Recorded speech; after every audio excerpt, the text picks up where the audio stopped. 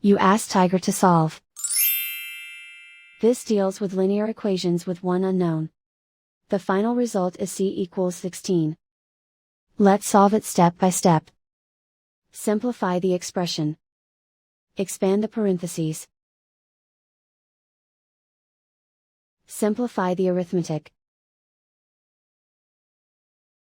Group all constants on the right side of the equation.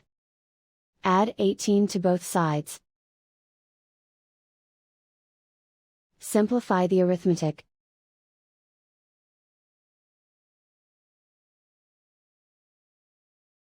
Isolate the c.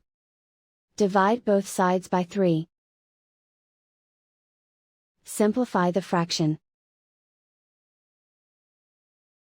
Find the greatest common factor of the numerator and denominator.